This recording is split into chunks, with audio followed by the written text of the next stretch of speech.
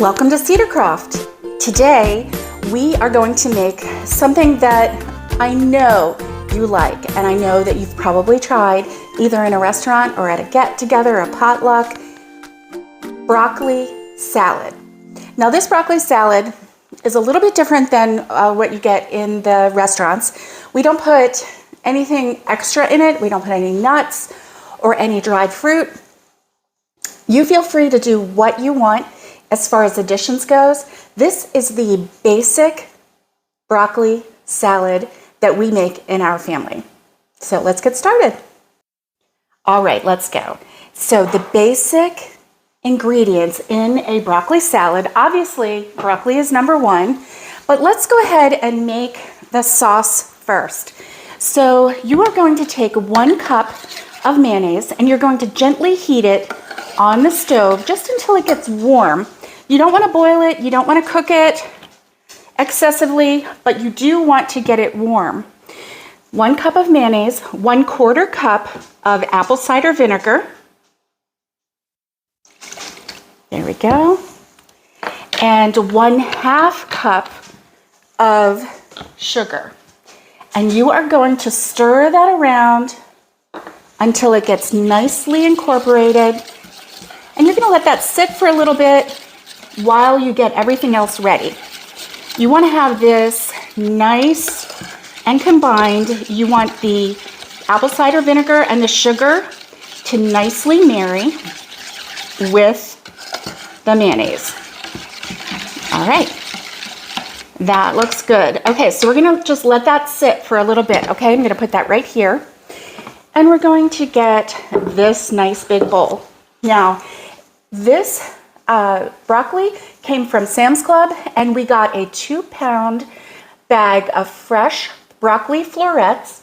I trimmed the ends, and if it was excessively large, I went ahead and gave it a little cut, and then we rinsed it in our colander. So we're going to put that in our bowl. Now, of course, with 2 pounds of broccoli florets, with the stems and everything removed, of course, it's not going to be 2 pounds in our bowl, but it is a nice big amount. The next thing that we're going to add is 1 small to medium onion sliced. And I like to make little half moons with mine because I just feel like you can get a bite of onion. If you don't want the onion, you can see it enough so that you can move it to the side. So I'm just going to put that in there. And of course, they're going to break up a little bit as we stir everything around. So I'm not worried about that. Next, I have bacon. Now this bacon has been cooking in my oven.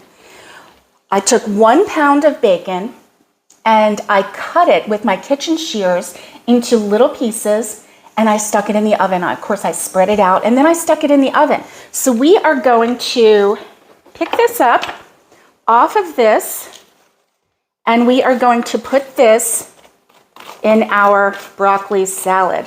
Okay. And I'm not worried about draining it because most of the bacon fat will be in the pan.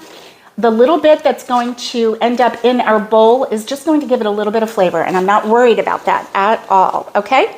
All right, so we're gonna do this. Woo, oh yeah. There we go. We're gonna do a little more. Let's get all that in there. When my Aunt Claire showed me how to make this back in the 1980s, she actually would take a little bit of the bacon fat and put it in with her mayonnaise mixture. And she always told me, she said, that's what makes it really good, Barbara. And I believe her because bacon makes everything taste better. Okay, so next we are going to go ahead and put our sauce in there. I'm going to give it another little stir, stir, stir, stir, and then I'm just going to pour this in. Can you see that? And I'm going to I'm going to use this spatula and make sure that we get all of this goodness out of this pan, because we don't want to waste any of that flavor. That's the sauce that gives our broccoli salad that really good flavor. Now, like I said, if you are partial to putting sesame seeds in yours, or I know sometimes they put cranberries in them, dried cranberries, you go right ahead. For us, we just do the basic salad, and we're gonna give it a nice stir. Oh yeah, stir it all around. And don't worry that that's not enough, because it is going to get all in the broccoli. You're gonna let it sit for an hour in the refrigerator before you try it. And all of that flavor is going to get into your broccoli. The last thing we're gonna add, the last thing that, you know, gives everything a good flavor is some shredded cheddar cheese. So I'm gonna add this. And you know, my family really likes cheddar cheese.